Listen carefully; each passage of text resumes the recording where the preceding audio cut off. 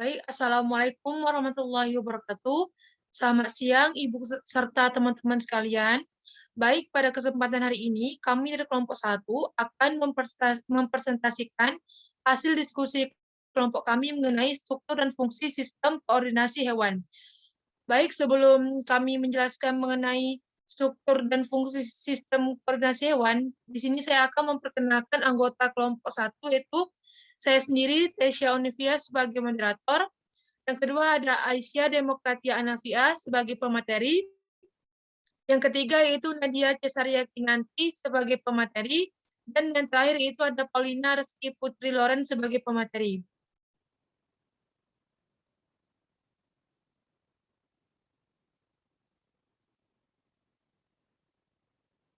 Nah, baik, di sini pokok pembahasan kita pada hari ini itu ada 5. Yang pertama, mengenai pengertian sistem koordinasi. Yang kedua, sistem saraf pusat. Yang ketiga, sistem saraf tepi. Yang keempat, kelenjar-kelenjar endokrin pada vertebrata. Dan terakhir itu sistem indera pada vertebrata.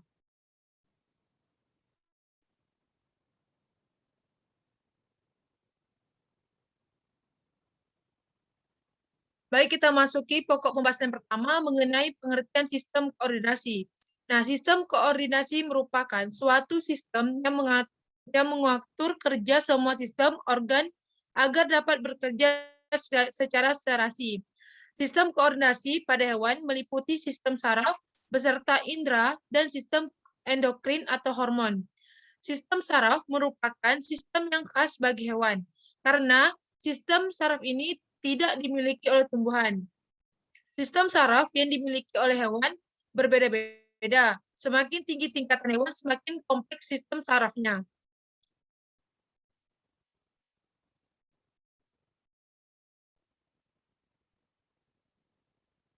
Nah, secara umum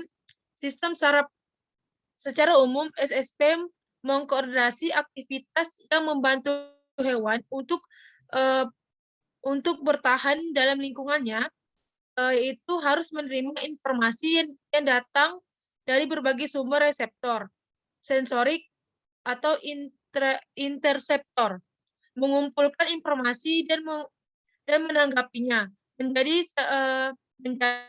sensasi umum suatu organ dalam. Proprioseptor adalah tipe interoceptor yang menginformasikan ke SSP mengenai posisi anggota badan dan sejauh mana presedian ditekuk dan otot diregangkan. Nah, hal ini penting bagi pergerakan.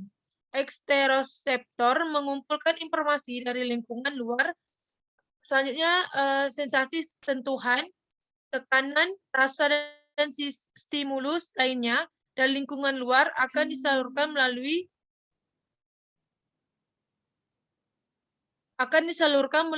eksteroseptor ke otak dan sumsum tulang belakang atau medula spinalis.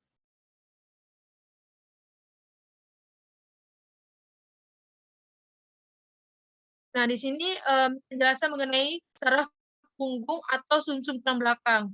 Nah, sumsum tulang belakang tersusun oleh 2 jaringan saraf, yaitu materi abu-abu dan putih. Materi abu-abu ini memiliki warna yang pudar dan sedikit myelin. Lapisan ini memiliki badan sel, dendritit, dan bagian proksimal akson neuron. Nah, lapisan ini merupakan daerah sinaptik di antara neuron dan daerah semua integrasi neural dalam sumsum tulang belakang. Nah, selanjutnya itu materi putih.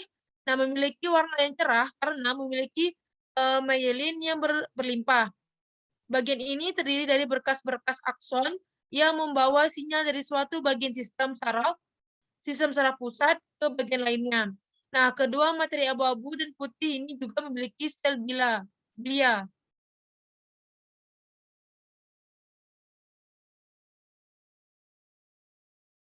Nah, di sini teman-teman bisa lihat perbedaan letak materi abu-abu dan putih. Gambar yang di sebelah kiri ini pada otak, dan gambar di sebelah kanan ini pada sumsum tulang belakang. Nah, sumsum tulang belakang ini berfungsi yaitu membentuk jalur refleks sederhana dan membentuk jalur informasi yang divergen dan dikonvergen.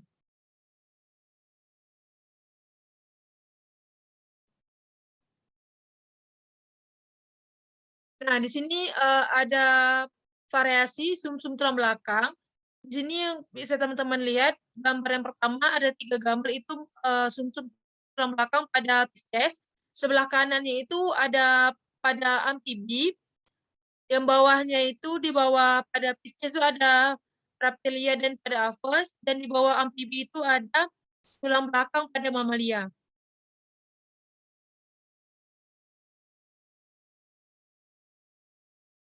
Nah, di sini otak terbentuk secara embriologis dari neuron. Dari neural tubuh depan itu ada 3, yaitu ada otak depan, otak tengah, dan otak belakang. Baik, penjelasan selanjutnya akan dijelaskan oleh Paulina. Kepada Paulina, saya persilahkan.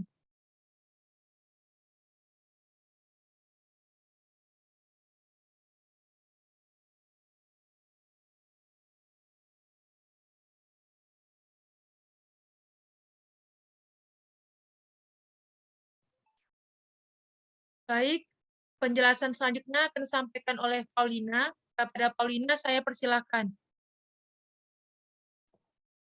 Baik, terima kasih kepada moderator. Materi selanjutnya itu saya menjelaskan mengenai sistem saraf tepi. Nah, susunan sistem saraf tepi yaitu saraf kranial dan spinalis yang merupakan garis komunikasi antara sistem saraf pusat dan tubuh. Nah, sistem saraf tepi ini tersusun dari semua saraf yang membawa pesan dari dan ke sistem saraf pusat. Berdasarkan fungsinya ini, sistem saraf tepi terbagi menjadi 2 bagian, yaitu sistem saraf somatik dan sistem saraf otonom. Nah, di mana pada sistem saraf somatik ini terdiri dari 12 pasang saraf kranial dan 31 pasang saraf spinal. Nah, proses pada saraf somatik ini dipengaruhi oleh kesadaran.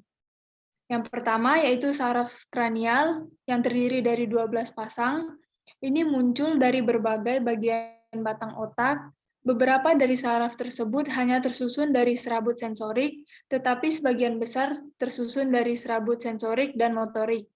Yang kedua yaitu saraf spinal, di mana terdiri dari 31 pasang saraf spinal yang berawal dari kodra melalui radix dorsal atau posterior dan ventral atau anterior. Selanjutnya yaitu otonom. Nah, di mana pada sistem saraf otonom ini mengatur jaringan dan organ tubuh yang tidak terdiri dari saraf simpatetik dan sistem saraf parasimpatetik. Nah, fungsi dari saraf simpatetik dan parasimpatetik ini justru berkebalikan. Sistem saraf simpatetik ini berdasarkan divisinya juga dibagi menjadi 2 bagian, yaitu divisi sensorik atau aferen, yaitu susunan saraf tepi, di mana dimulai dari reseptor pada kulit atau otot ke dalam plekus, radik, dan seterusnya. Jadi bersifat ascendens. Yang kedua yaitu divisi motorik atau aferen, yang menghubungkan impuls dari sistem saraf tepi ke afektor atau muskel dan gland yang bersifat descendent untuk menjawab impuls yang diterima dari reseptor di kulit dan otot dari lingkungan sekitar. Selanjutnya saya kembalikan kepada moderator. Baik, terima kasih kepada Paulina yang telah menjelaskan mengenai materinya. Kita lanjuti kepada materi selanjutnya itu akan disampaikan oleh Aisyah. Kepada Aisyah, saya persilahkan. Baik, terima kasih kepada moderator. Di sini saya akan menjelaskan mengenai kelenjar-kelenjar endokrin pada vertebrata. Di mana kelenjar endokrin atau endokrinologi ini sering disebut sebagai master gland atau the leader of the orchestra. Kenapa? Ini karena dapat mengatur ritme ataupun irama terhadap aktivitas kelenjar endokrin yang lainnya. Terlebih kelenjar hipofisis. Untuk kelenjar hipofisis ini terdiri atas 3 bagian. Yang pertama pars digitalis, disebut juga lobus anterior atau adenohypophyse, yang dibangun oleh sel-sel yang tersusun dalam pita-pita dengan jaringan ikat dan juga pembuluh-pembuluh darah di antaranya. Nah, untuk sel ini tersusun atas sel-sel kromofil yang kuat menyerap warna, di mana ada dua macam, yaitu sel alfa, sifatnya asidofilik, dan juga sel beta yang bersifat basofilik. Sedangkan sel yang lain disebut dengan sel-sel kromofob atau yang kurang suka menyerap warna. Untuk bagian yang kedua, disebut sebagai pars intermedia atau pada bagian tengah, di mana pada bagian ini menghasilkan hormon intermedin atau MSH yang berperan dalam penyebaran sel-sel melanofor. Untuk bagian yang ketiga yaitu pars nervosa atau lobus posterior, disebut juga dengan neurohypophyse. Hormon yang dihasilkan pada bagian ini dibuat oleh badan-badan sel saraf yang terdapat pada nuklei supraoptik dan juga nuklei paraventrikular pada hipotalamus. Hormon-hormon yang dihasilkannya ini disalurkan melalui kumpulan akson ke pars nervosa untuk disimpan. Namun ini hanya untuk penyimpanan sementara. Sedangkan sel-sel yang memproduksinya disebut sebagai sel neurosekretoris. Artinya secara struktur ini merupakan sel saraf, sedangkan fungsional sebagai kelenjar. Kita masuki kepada kelenjar-kelenjar pada vertebrata, ada 5 kelenjar yang akan kita bahas di sini. Yang pertama adalah kelenjar hipofisis. Nah, untuk kelenjar hipofisis ini terdapat pada semua hewan vertebrata, yang merupakan bagian otak yang terletak di bawah hipotalamus dan berperan dalam mempertemukan sistem saraf dan juga endokrin. Untuk kelenjar yang kedua ini adalah kelenjar adrenal. Biasanya terdapat sepasang dan itu melekat pada anterior daripada ginjal. Terdiri atas 3 bagian. Yang pertama zona glomerulosa, yang kedua zona fasciculata, dan yang ketiga zona reticulata. Untuk kelenjar yang ketiga yaitu kelenjar pulau-pulau Langerhans atau kelenjar pankreas, di mana fungsi endokrin daripada pankreas ini terdapat pada pulau-pulau Langerhans yang dijumpai pada 3 macam sel. Yang pertama adalah sel alfa menghasilkan glukagon, yang kedua sel beta menghasilkan hormon insulin, dan yang ketiga itu sel delta yang menghasilkan hormon somatotropin. Untuk kelenjar yang keempat yaitu kelenjar tiroid atau kita sebut juga dengan kelenjar gondok, di mana kelenjar ini mengelilingi trakea di sebelah ventral daripada laring dan menghasilkan berbagai hormon, di mana hormon tiroksin itu adalah salah satunya yang berfungsi untuk mengatur derajat metabolisme supaya tetap berada di atas minimum. Dan kelenjar yang terakhir yaitu kelenjar paratiroid ataupun kelenjar anak gondok, di mana letaknya itu biasanya berdampingan dengan kelenjar tiroid. Dan di setiap sisi kelenjar tiroid ini terdapat sepasang kelenjar kecil, itulah yang disebut dengan kelenjar paratiroid. Dan kerja hormon ini sinergis dengan vitamin D. Untuk sekian pembahasan dari saya kembalikan kepada moderator. Baik, terima kasih kepada Aisyah yang telah menjelaskan materinya. Kita lanjuti materi selanjutnya yang akan disampaikan oleh Nadia. Kepada Nadia, saya persilakan. Baik, terima kasih kepada moderator. Selanjutnya kita masuk kepada sistem indera pada vertebrata. Ada 4, yaitu yang pertama indera pada Pisces, yang kedua indera pada reptil amfibi, yang ketiga indera pada reptilia, dan yang keempat indera pada mamalia. Pada dasarnya, sistem indera vertebrata mirip dengan manusia karena sama-sama mempunyai sistem saraf pusat. Vertebrata memiliki sistem indera yang lebih berkembang dari hewan invertebrata. Perbedaannya pada tingkat kesempurnaannya. Yaitu yang pertama kita masuk pada indera pada ikan atau Pisces. Indera pencium pada ikan terdapat di dekat mulutnya. Ikan memiliki indera penciuman yang sangat sensitif. Indera perasa dan peraba pada ikan saling berkaitan satu sama lain dan sangat sensitif. Indera yang terletak di kulit dan kumisnya biasa merasakan air tawar, air asin, atau air pahit. Sedangkan indera perasa mereka ialah kuncup yang abadi dalam mulut, kulit kepala, lidah, dan bibirnya. Selanjutnya yang kedua kita masuk pada indera pada amfibi. Indera katak yang berkembang baik yaitu pada mata dan pendengarannya. Mata katak tidak dapat berakomodasi. Alat pendengaran katak terdiri atas 2 bagian, yaitu bagian tengah dan dalam. Getaran suara pertama kali diterima oleh gendang suara yang diteruskan ke tulang pendengaran. Selanjutnya melalui cairan limfa diteruskan ke saraf pendengaran. Yang ketiga yaitu indera pada reptil. Pada kebanyakan reptil, indera memiliki keistimewaan, kecuali pada reptil pemakan bangkai. Indera yang berkembang baik adalah indera penciuman. Indera peraba pada reptil yaitu kulit terdapat sisik. Sisik pada perut ular bisa menangkap getaran manusia atau hewan lainnya, sehingga ular dapat mendeteksi keberadaan makhluk hidup lain di dekatnya. Indera pendengar atau telinga, ular tidak memiliki daun telinga dan gendang telinga, sehingga tidak begitu memiliki keistimewaan pada pendengarannya. Indera perasa atau lidah sama halnya dengan amfibi. Reptil tidak dapat merasakan rasa makanan pada lidah mereka. Pada reptil jenis bunglon, lidah mereka bisa menjulur sampai panjang. Ada yang panjang lidahnya setengah dari panjang tubuhnya, sehingga memudahkan untuk menangkap mangsanya. Dan yang keempat itu indera pada mamalia. Pada dasarnya, sistem saraf vertebrata mirip dengan manusia karena sama-sama mempunyai saraf pusat. Tetapi terdapat perbedaan pada hewan-hewan mamalia lainnya. Indera mamalia umumnya berkembang dengan baik. Pada dasarnya, indera ini berbeda-beda. Misalnya, kucing, anjing yang mempunyai indera pendengaran yang istimewa. Mungkin sekian penjelasan dari saya. Selanjutnya saya kembalikan ke moderator.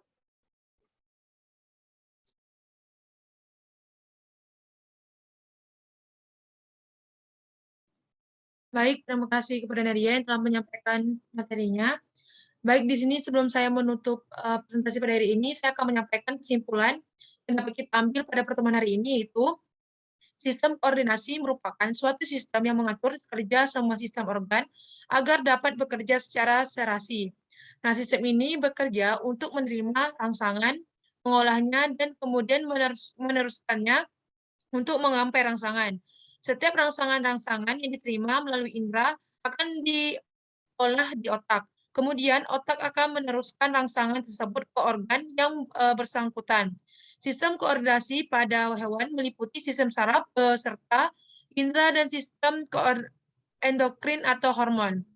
Nah, sistem saraf pada vertebrata diantaranya itu yang pertama, sistem saraf pada amfibi yang terbagi atas sistem saraf pusat, itu encephalon dan medulla spinalis, dan sistem saraf tepi. Selanjutnya itu sistem saraf pada apus, di mana semua aktivitas diatur oleh sistem saraf pusat yang terdiri dari otak dan susun tulang belakang.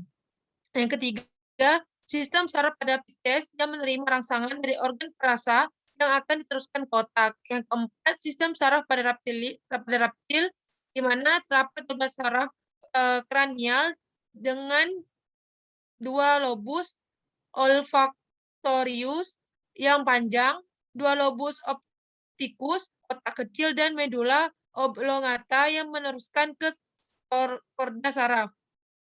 Selanjutnya itu sistem saraf pada mamalia yang memiliki cerebrum lebih besar daripada keseluruhan bagian otak yang terdiri dari 12 pada saraf kranil dan 31 saraf spinal. Nah, sistem endokrin atau sistem hormon ini merupakan suatu senyawa kimiawi yang berperan dalam mengatur berbagai aktivitas internal hewan yang bekerja sama dengan sistem saraf untuk mengatur terhadap fungsi organ-organ tubuh. Sistem endokrin pada hewan vertebrata sudah ada secara khusus meliputi kelenjar hipofisis, kelenjar adrenal, kelenjar pankreas, kelenjar tiroid, dan kelenjar paratiroid. Sistem indera yang berkembang pada amfibi adalah indera penglihatan dan penciuman. Pada apus, indera yang berkembang adalah indera penglihatan. Pada pisces, indera yang berkembang adalah indera penciuman dan penglihatan. Indera yang berkembang pada reptil adalah indera penciuman, sedangkan pada mamalia secara umum berkembang dengan baik, di mana masing-masing mamalia memiliki kepekaan yang berada dalam penginderaannya. Baik, mungkin begitu saja presentasi pada baik, mungkin itu saja dapat kami sampaikan. Apabila dari kelompok kami ada kekurangan atau kesalahan kata, saya selaku moderator mohon maaf. Saya akhiri dengan wassalamualaikum warahmatullahi wabarakatuh.